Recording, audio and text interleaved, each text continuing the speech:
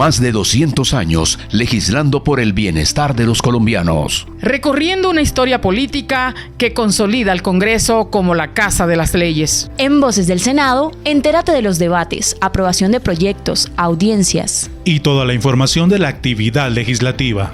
Aquí comienza Voces del Senado.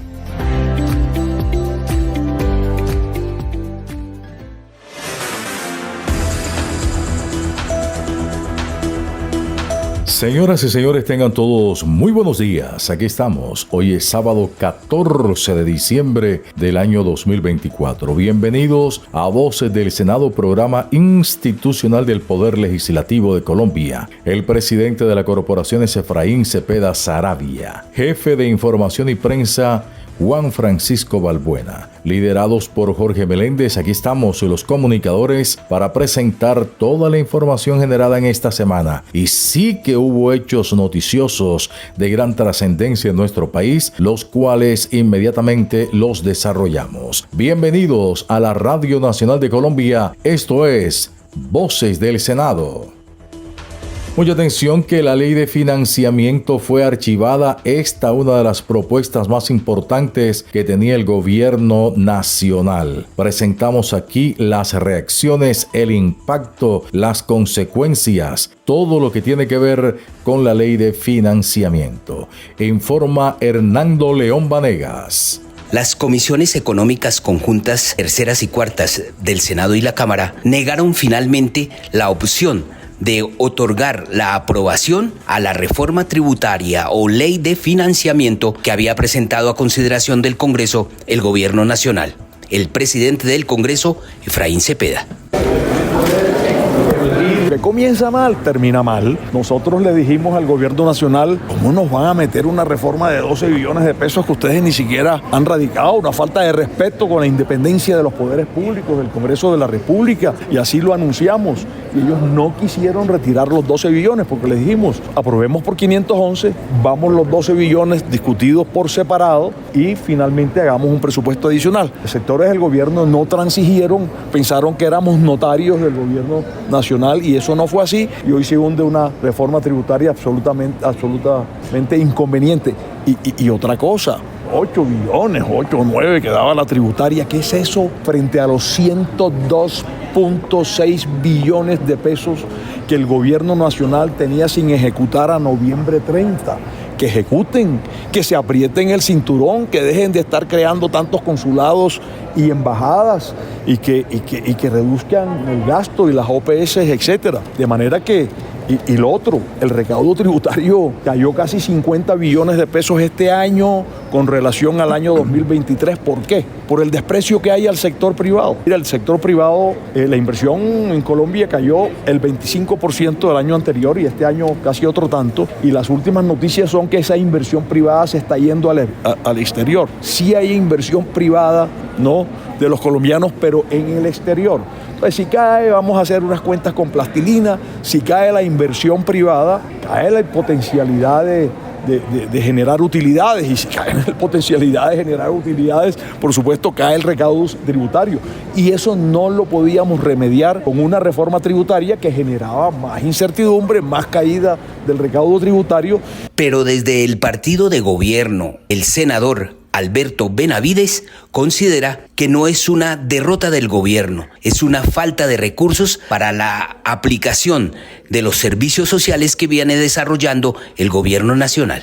Pues en primer lugar, mantener la priorización en los sectores más vulnerables de la población, en las regiones que tienen mayores o sufren de mayores brechas de desigualdad, mantener la iniciativa en términos de construir propuestas de articulación público-populares, que las dinámicas que están relacionadas con las rentas ciudadanas, digamos, se sigan apoyando. Obviamente hay una situación muy compleja. Se esperaba que esos 9.3 billones pues ayudaran sobre todo a la inversión escenarios que son fundamentales, pero estamos seguros que el gobierno pues tiene también la posibilidad de reordenar en términos de esas prioridades y que lastimosamente pues muchas de las cosas que esperábamos poder desarrollar pues no se van a poder desarrollar en la magnitud y en la integralidad que esperábamos.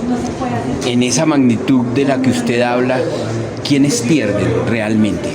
Pierde el pueblo colombiano, que tiene condiciones de vulnerabilidad de hambre, que tiene condiciones de vulnerabilidad de vías, que tiene condiciones de vulnerabilidad energética, que tiene condiciones de vulnerabilidad en términos de educación y salud, ¿no? Porque necesitábamos apoyar justamente con estos recursos estos sectores. Pero vuelvo y digo, también esto nos permite entender pues la encrucijada de este país frente a cuáles son los intereses realmente que se expresan cuando de presupuesto para la nación se refiere. Están escuchando Voces del Senado.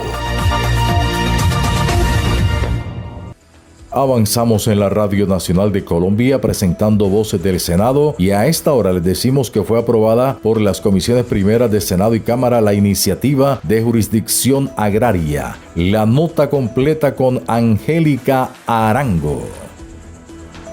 Así es, José Alfredo. Este proyecto busca ser facilitador agrario y rural dentro de la Defensoría del Pueblo y orientar jurídicamente a las poblaciones vulnerables y sujetos de especial protección constitucional, buscando crear los centros de servicios judiciales y administrativos agrarios y rurales. La senadora Clara López, como integrante de la Comisión Primera del Senado, indicó que hay una verdadera falta de acceso a la justicia del pequeño propietario, del poseedor de la tierra, y eso hace que esta jurisdicción sea necesaria y urgente.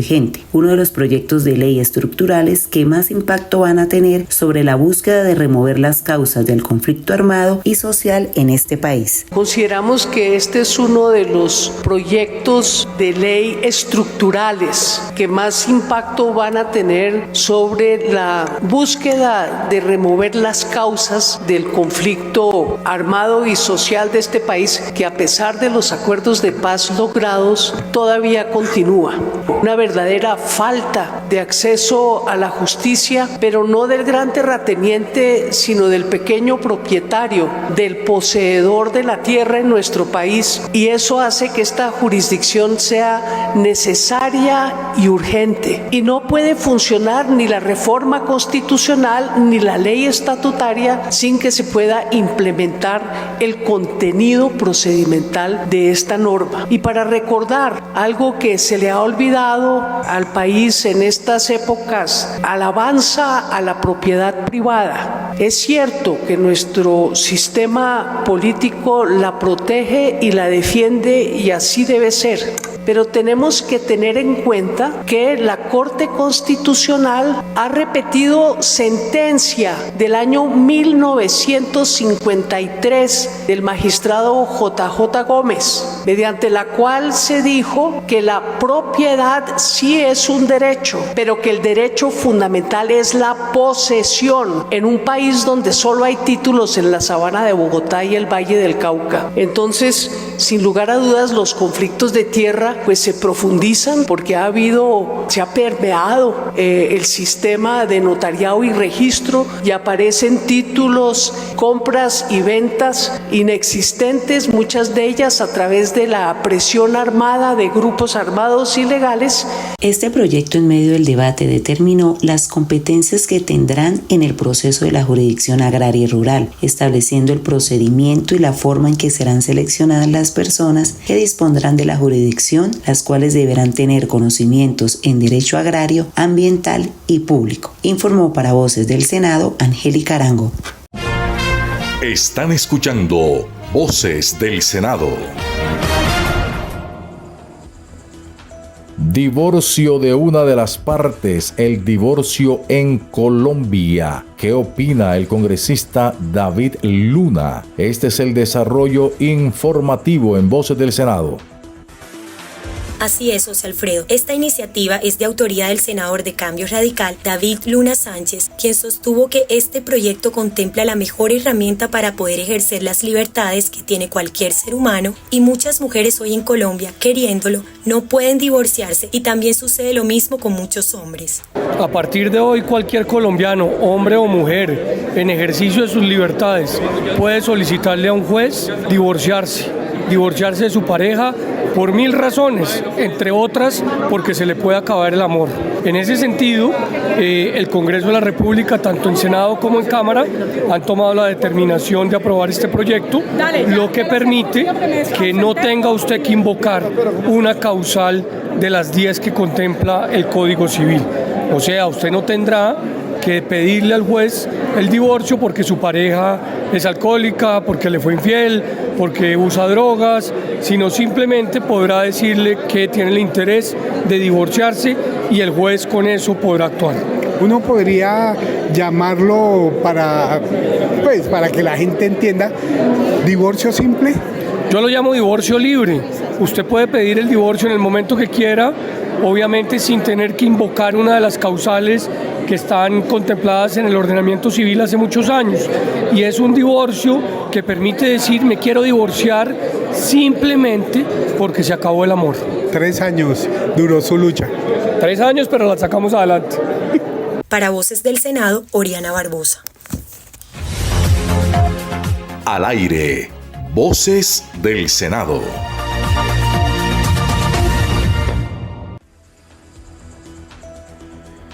Varias iniciativas surtieron debates en el Congreso de la República, entre ellas la Ley de Cuidadores en favor de las personas en condición de discapacidad. Ley de Cuidadores. La noticia ampliada con Luis Fernando García. Una intensa jornada ha tenido la plenaria del Senado al cierre del trabajo legislativo de este 2024. A sanción presidencial pasa el proyecto de ley que crea un fondo especial para proteger y apoyar a más de 2.600.000 personas en condiciones de discapacidad, así como a sus cuidadores. El proyecto de origen parlamentario tuvo ponencia favorable de la senadora Ana Carolina Spitia y Carlos Julio González. Establece principalmente otorgar proyectos productivos para la generación de ingresos, dotación y mejoramiento de sus condiciones de vida y fundamentalmente la creación de un fondo para alcanzar dichos objetivos. En ese ejercicio, pues básicamente el proyecto de ley que busca la creación de un fondo, pero más que del fondo es de una herramienta que le permite también a las entidades territoriales y locales poder tener disposición de recursos para corresponder a las situaciones particulares que se les presentan. Hace un par de semanas teníamos en este mismo espacio una discusión muy fuerte frente al tema de la centralización de los recursos y claro, desde luego, insistimos, todas las facultades y todos los instrumentos, herramientas que les entreguemos a quienes tienen la responsabilidad de acompañar y de atender esta población, pues deben ser muy explícitas esas herramientas. El proyecto que presentamos a continuación es un proyecto que dentro del marco de la discapacidad da avance y alcance a una serie de normas que desde el año 96 y 97 vienen desarrollándose en el país. Incluye leyes, COMPES, estructuración de política pública en materia de discapacidad, la creación de el fondo o los fondos de protección y apoyo a personas con discapacidad y sus cuidadores, incluyendo sus asesores personales, tiene como fin generar una concurrencia de fuentes diversas de financiación y generar una oportunidad para que desde los entes territoriales, locales, departamentales y desde el gobierno nacional se pueda establecer para los más vulnerables dentro de la discapacidad posibilidades de concurrencia en apoyo a sus necesidades y sus cuidadores mediante la transferencia monetaria. Ese es un proyecto que tiene unanimidad en la Cámara de Representantes, es un proyecto que también surtió unanimidad en la Comisión Tercera del Senado. Es un proyecto con un espíritu humano profundo, es un proyecto que toca a más de 3.200.000 personas que están identificados, pero que va para los sectores vulnerables, los estatus 1 y 2 de este país en condición de discapacidad. Los entes territoriales tendrán herramientas legales para facilitar la aplicación de esta ley. Si quieres estar al día de toda la información legislativa, te invitamos a sintonizar por los diferentes canales de televisión el Noticiero del Senado. tiempo en este sábado 14 de diciembre del año 2024, cuando estamos en los extertores, en la parte final de este año, para algunos exitoso, para otros no tanto, pero con muchas enseñanzas. Llegó el tiempo para la nota musical en esta oportunidad con el indio de Venezuela, Pastor López. Un ícono no solo en su país, sino también de gran penetración y repercusión en Colombia. Informa Marlon Yepes. Claro que sí, Pepe. Hoy hablaremos de Pastor López, ícono de la música tropical colombiana. Es uno de los cantantes y compositores más emblemáticos de la música tropical colombiana, especialmente en géneros como la salsa, la cumbia y el vallenato. A lo largo de su carrera ha dejado una huella profunda en la cultura musical de Colombia, destacándose por su inconfundible voz y estilo único. Desde muy joven, Pastor López mostró una gran pasión por la música. Aunque comenzó su carrera en el vallenato, pronto incorporó influencias de otros géneros tropicales, lo que lo llevó a desarrollar un estilo innovador. Fue en la década de 1970 cuando su carrera despegó gracias a su habilidad para fusionar el vallenato con la cumbia y la salsa, creando un sonido fresco y popular que rápidamente lo catapultó a la fama en Colombia y en otras partes de Latinoamérica. Sus composiciones, cargadas de sentimiento, han logrado conectar profundamente con el público gracias a su tono cálido y emotivo. Además, Pastor López fue un innovador del uso de la instrumentación en la música tropical, incorporando arreglos orquestales que enriquecieron el sonido de sus canciones, haciéndolas asequibles a un público más amplio. A lo largo de su carrera, Pastor López lanzó más de 30 álbumes y escribió cientos de canciones que se han convertido en clásicos de la música tropical. Temas como El hijo ausente, Golpe con golpe, Solo un cigarro, Mujercita buena, entre otras, no solo son famosas en Colombia, sino que han sido interpretadas por varios artistas y siguen siendo parte fundamental de la programación de estaciones de radio tropicales. Más allá de su éxito comercial, Pastor López fue reconocido por su contribución cultural. Recibió numerosos premios y distinciones, tanto en Colombia como en otros países, en reconocimiento a su impacto en la música latina, y se convirtió en una figura clave en la historia de la música colombiana. Su estilo único, su habilidad para fusionar géneros y su capacidad para conectar con el público lo han convertido en una leyenda viva de la música latina. A través de sus canciones, Pastor López dejó una huella indeleble en la música tradicional de Colombia, y su legado sigue siendo una parte esencial de la rica tradición musical de nuestro país. Marlon Yepes, Voces del Senado. Es habitual que aquí en Voces del Senado, a través de la Radio Nacional de Colombia, presentemos el trabajo que realizan desde las regiones los congresistas, los senadores. ¿Qué hace, por ejemplo, el doctor Robert Daza en Nariño y en otras regiones del país en cuanto a trabajo, no solo en el Capitolio, sino fuera de él? Aquí lo cuenta el senador Robert Daza.